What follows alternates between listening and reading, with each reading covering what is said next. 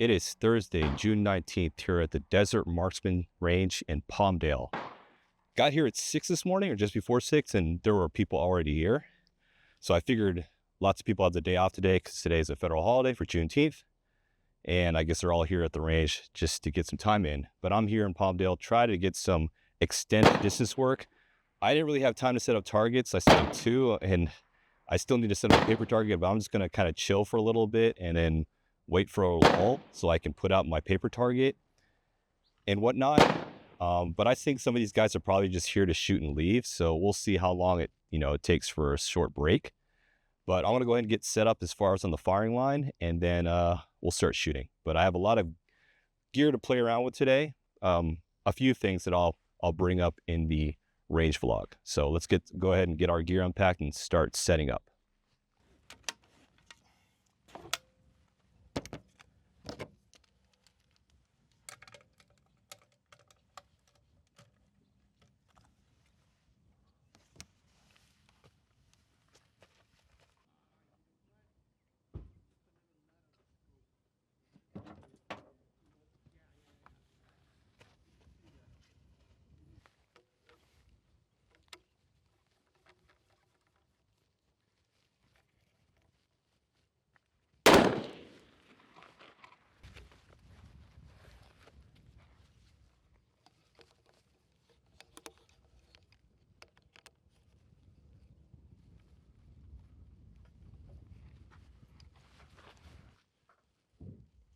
So I have this Ollin adapter for my binos, and I acquired this after hearing about it and looking at some other variants of the same type of product.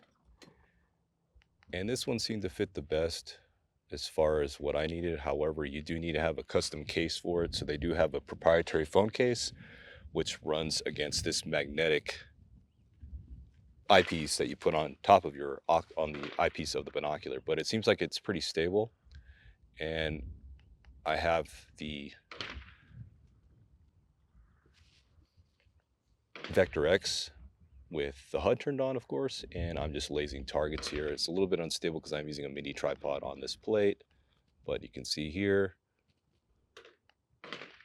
reading 290, 297.9, and I have my Vector-X's here. And also, if you can see in screen, on the lower left or next to the distance, it says CLPS, which stands for the Calypso.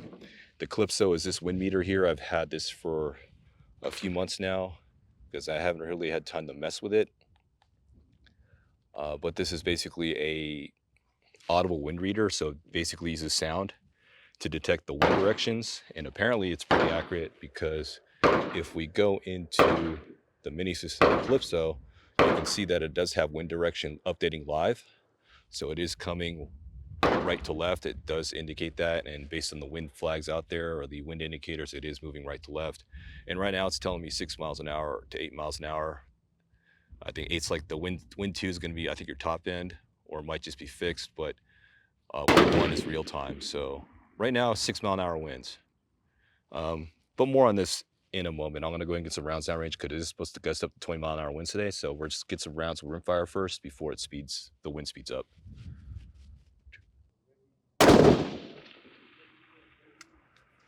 All right, tell me 674 for 200 yards. Let's go ahead and wind direction. We'll just say 9 o'clock. Do 6 mile an hour wind. 2 mils left, or 2 mils right rather. All right, we'll just hold 1.2 mils left. So I want to hold right edge here. Okay, about accurate.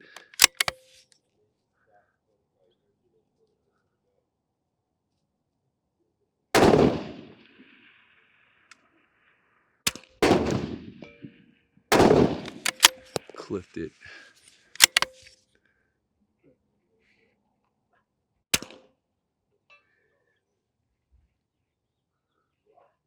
Center.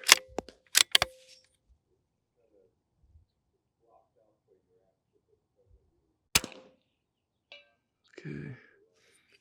The wind is bracketing.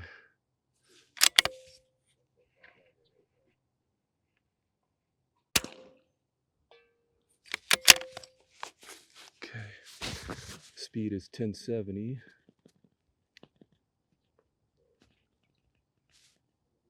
Still 6.7.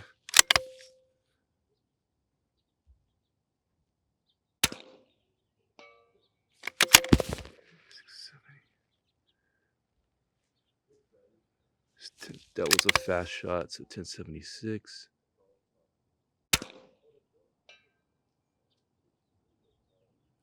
Don't know where that clicks. Okay. I think we could afford to come down 6.6.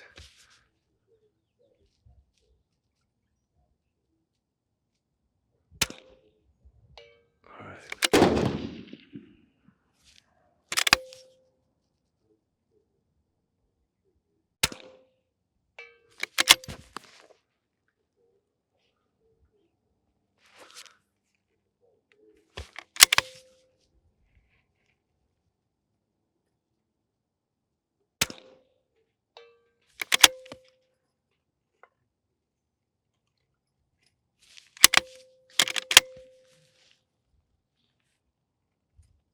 Interesting.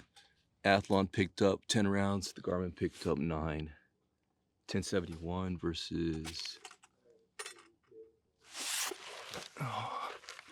1061. All right, let's see what we got here. Let's fire a few more rounds here at this 200-yard target. Right now we're at 6.5. I'm gonna hold about 6/10 to 8/10 of a mil, right?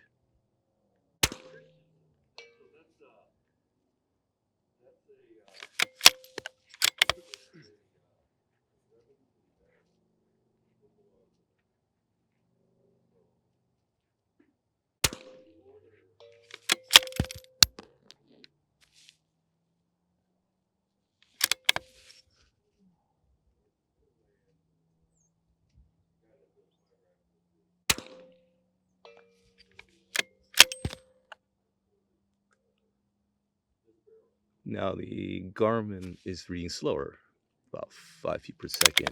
When I moved the chronograph, the Athlon, to the left side alongside with the Garmin.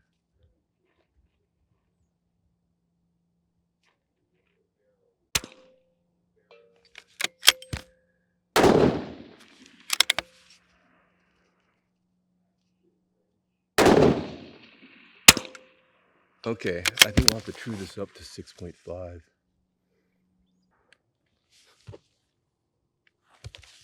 All right, so we set the DSF to, we adjusted our calibrated the DSF, the drop scale factor. Now we're going up to 299, which is 12.4 according to this. So I dial 12.4. You're gonna have about a 2 mil wind. So let's see what we have here. 2 mil wind. I'll bracket it to 1.5.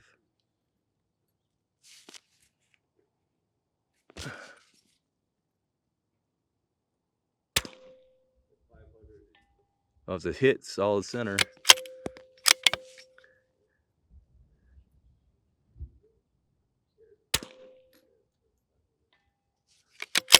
That's pretty good.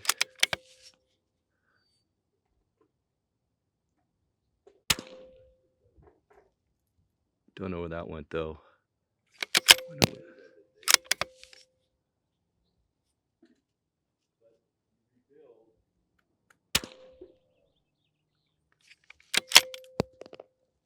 No hits there.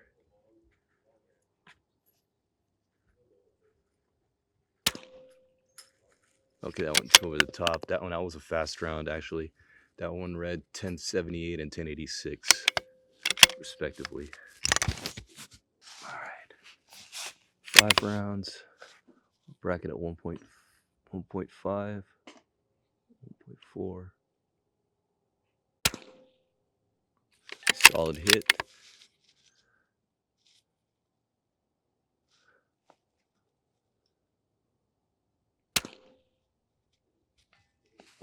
creeped up a little there.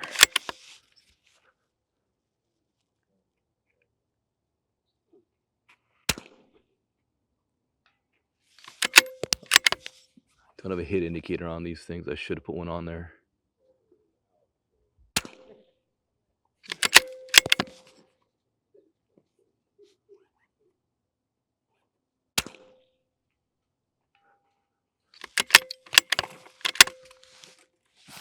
I feel like we can afford to DSF this down 0.2 mil. Let's try this. Let me load up 5 more rounds here. We may drop this down to 12.2 for 300. All right.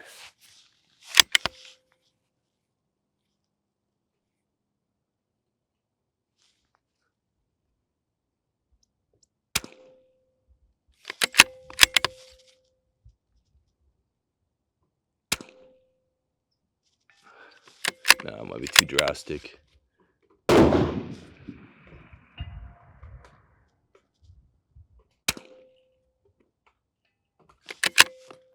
Don't know where that one went.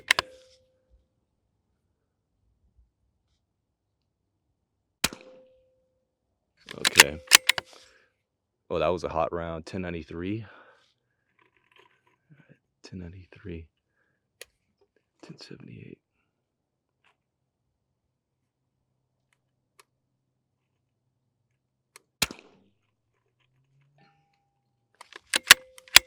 Okay.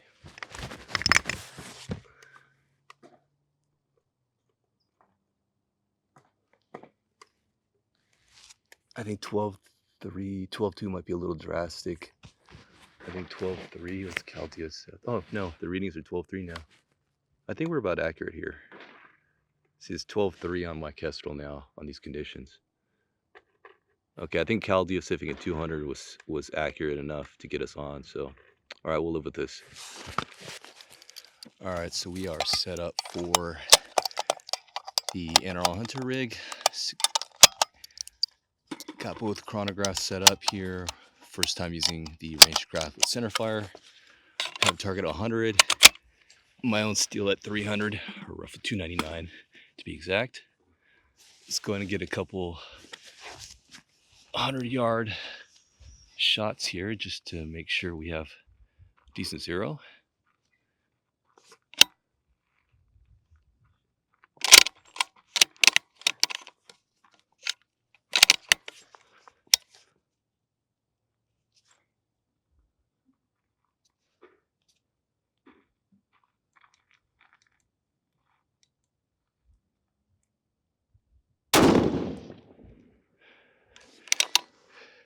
Oh, exactly the same. 260.78. 26.78 on both. Technically, 0.1 mil faster on the Rangecraft. So 26.78.1. I'll read the Rangecraft first.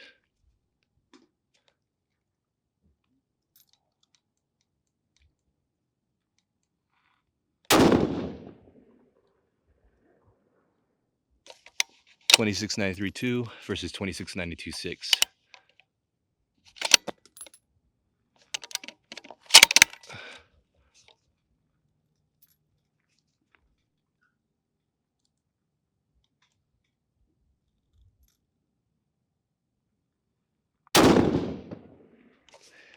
$26.92.3 versus $26.91.3. I want to come up with 0.1 mil.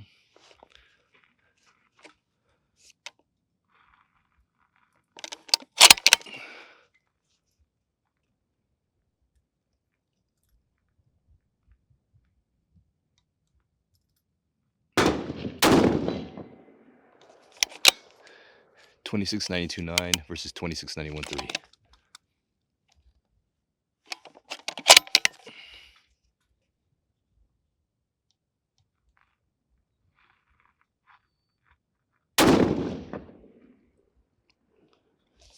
$26.89.3 versus $26.91.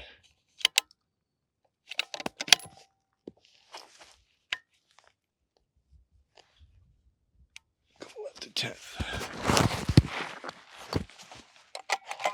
2 rounds here. Find 2 rounds. 2, 3 rounds.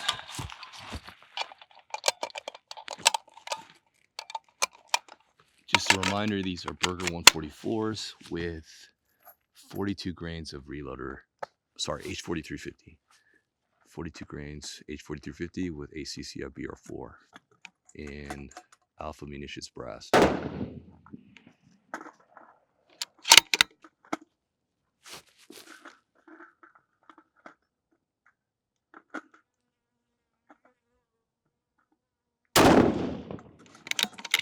$26.88 versus $26.90.2. Oh, that one jammed in there.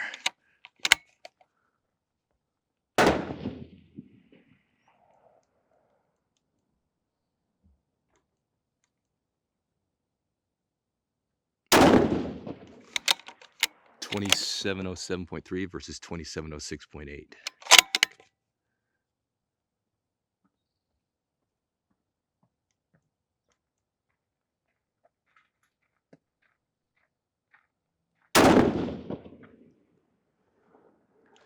$26.96.9 versus $27.00.6. All right, we got a 1/10 of a mil difference here. All right, let's go ahead and dial that on there. And we'll shoot at 300. All right, so the Ollin's pretty cool. Basically, I have this deal that goes over the eyepiece. It's a press fit, so it's supposed to be sized like near exact to your eyepiece on your binocular. And then you have this proprietary phone case, which has a magnet deal. That's the only negative about this, is you have to switch phone cases, because I'm not going to run this 24/7 on my phone because it has this deal that sticks out. In any case, it just self-centers. It's really cool. And then generally you're going to want to adjust this to some degree as far as how it sits to the reticle, but it's easy to do that. And you just got to make sure the eyepiece doesn't rotate while you're doing all this. But in any case, we've got should use the ball head here, but I'm not using a ball head, so it's going to look a little jittery. But I'm going to go ahead and just quickly check this as 297.5, and then according to this, we only need 1.01, 1 mil, sorry, for 300. It's not that bad. But if we take a look at this real quick, that wind should be at time of, because I have the Calypso up top here pointed down range, and so it's telling me we need 0.2 right now. Sorry, 0.18, 0.26, 0.26. So depending on what the wind is reading, 0.2, whatever it's reading at the time. So that's 0.27. So we're about 2/10 to 3/10 of a mil of wind. Okay, that dropped to about 0.18. So 2/10 of a mil at any point in time. But it's only 300, so it should be pretty easy to hit. But I'm too lazy to throw my trigger cam on the back of my scope right now because it's on my other Zico. But we'll go ahead and just shoot anyway and readjust my tripod here. I have the Rangecraft in between my SkyPod legs here, and let's go ahead and find my target. Am I squared up to the target on my chronograph? Yes, I am. Yeah, relatively close. Close enough. All right, let's see what we got here. What did I say? Just a 1/10 of a mil.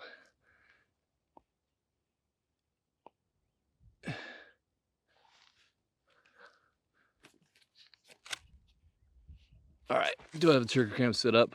Only 2/10 of a mil right windage.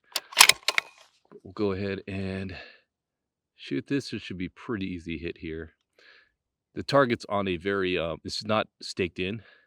It's on a just a 2x4 stand, so it might slide, to be honest.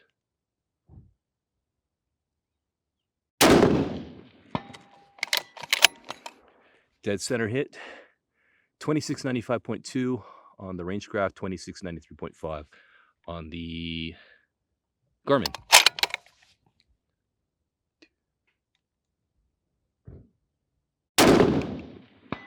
It's too easy at 300. 2690.9 on both. 2690.9 on the Rangecraft, 2690.9 on the Garmin.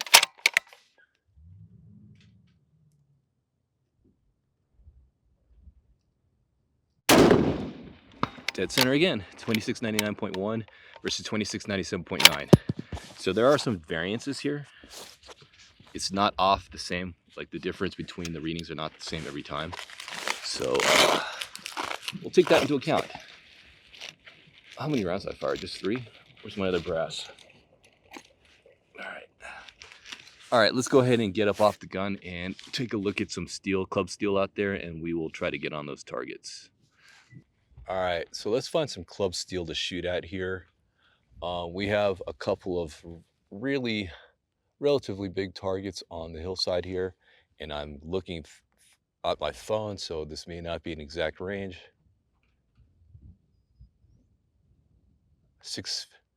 Roughly 656. If I can read this, this 4.15. So 4.1 for the large target. It's at 656, and it's telling me 0.44 wind. Same for that small target, about 657, 417, about 4.2 for both, and 0.4 mils right windage. So let's try this one out. 4.2 and 0.4. All right, so here we go. This should only be 0.4 of a mil right wind for a hit on there. I should really put my trigger cam so you can see these hits, but oh well. Too lazy.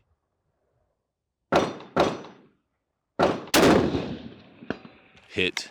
You can hear it. And 2702.8 versus 2700.6.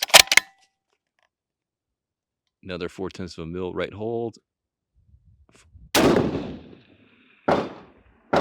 Another hit. 2693.9 versus 2693. It's only 2 rounds in that. Do I have any more ammo? Oh, I do have ammo.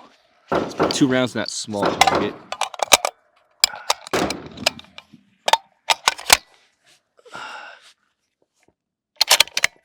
It's a small target out there at 657. I'll hold 0.2, 0.3.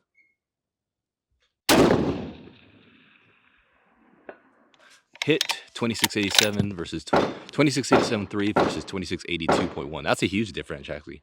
5 feet per second. Well, huge comparative to the other ones.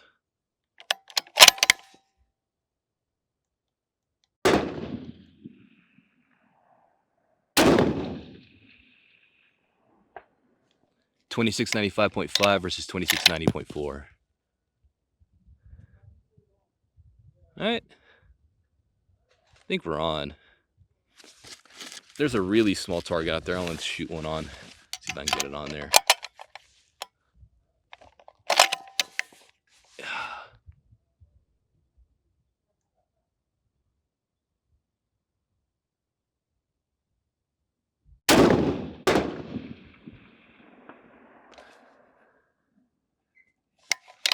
I think that was a hit. 2695.2 versus 2693. Let me put one roll around on that large target again. Or that medium target, rather. Oh, crap. I should not have tried to press that round in there like that. Okay. There it goes.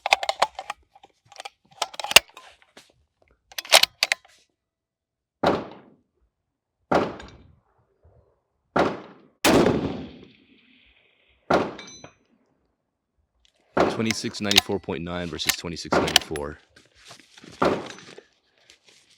Let's shoot one more round.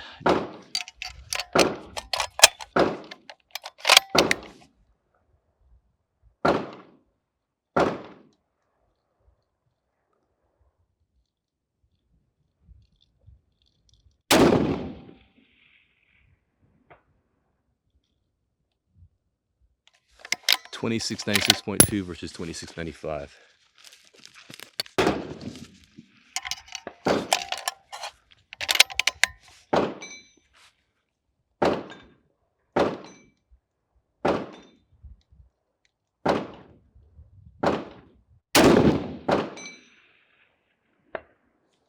2694.2 versus 2692.7. How many rounds we got on here? 19. I'll shoot 20 rounds just to have it. Do I have 20 rounds? Well, I think I'm out of ammo here. Oh, here's one more. 20 rounds. So I have a 20 round string for record. As far as data comparisons.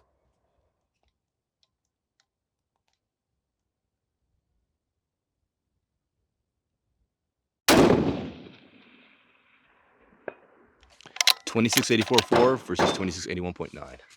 All right, good.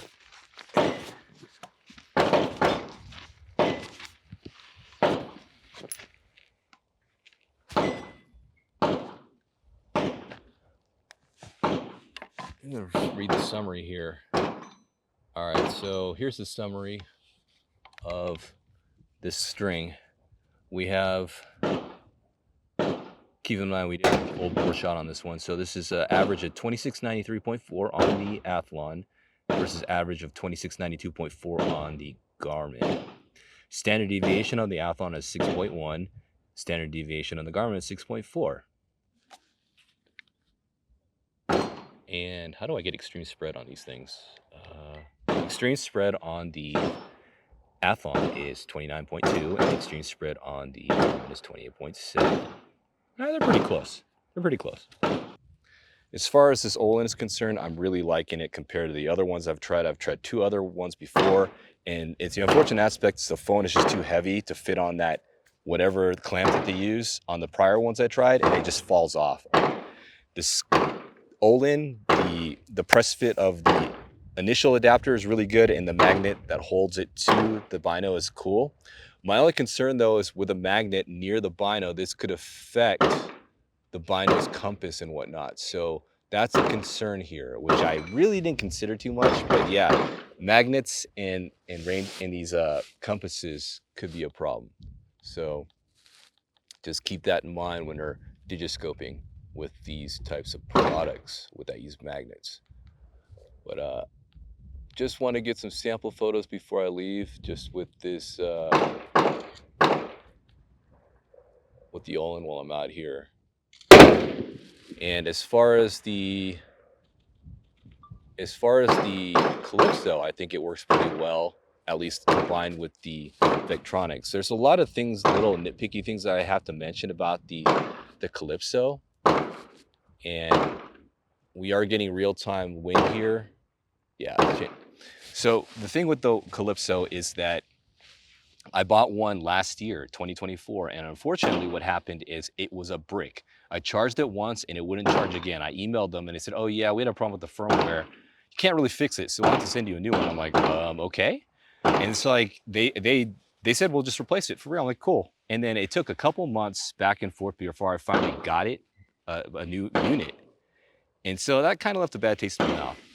And then, and there's other little nitpicky things too, like this thing will not, you can't turn it off, so it's always on. So no matter what, it's gonna drain the battery because it's always gonna detect sounds, which could interpret as wind.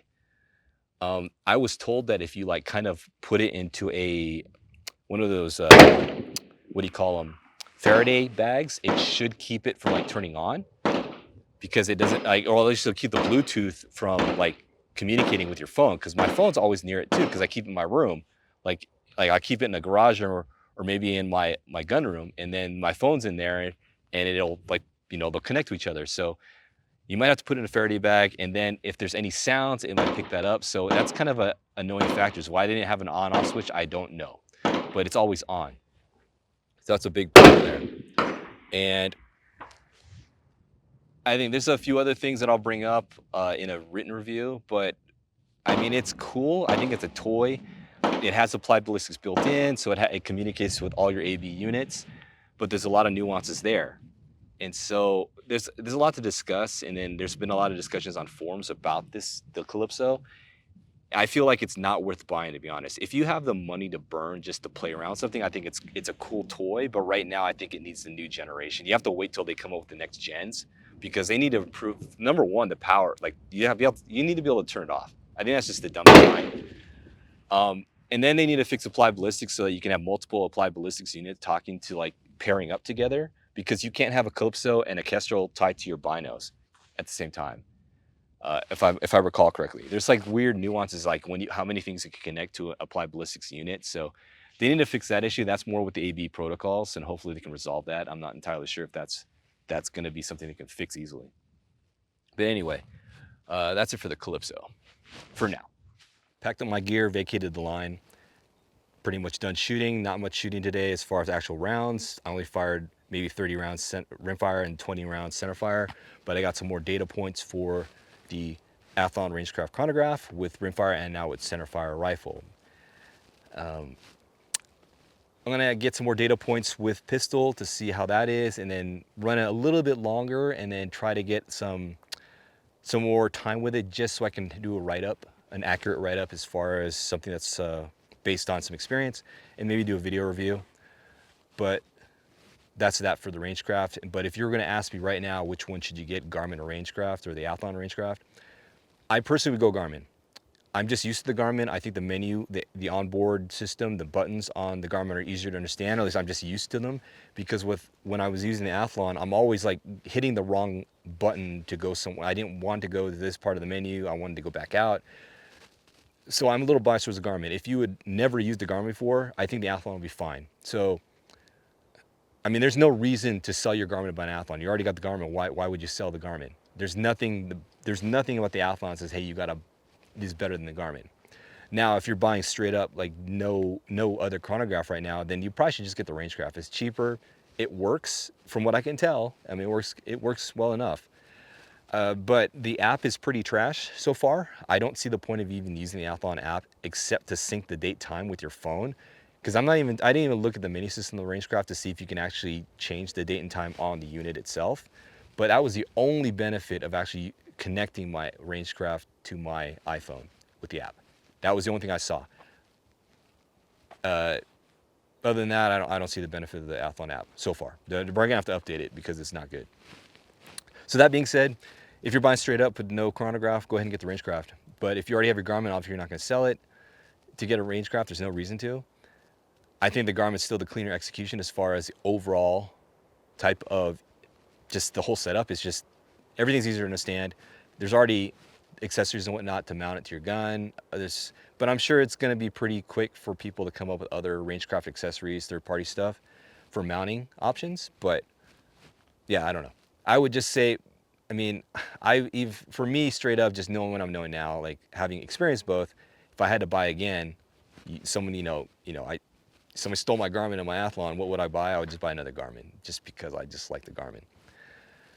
Anyway, that's my opinion right now. I'm gonna have more of a review after I get some more time with it. So just wait. If you got time to wait, go ahead, or otherwise go watch someone else's review on the Rangecraft, because it's been out for 2 months now or so.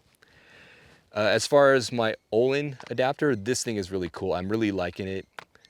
It's stable. The phone stays locked into place. There's no real issue. It indexes correctly. There's a little bit of leeway for the magnet, because if you try to put it on a certain way in the magnet, it's going to self-center. So you got a little bit of leeway to self-correct or to adjust it if you have a reticle on board like I do, and a HUD.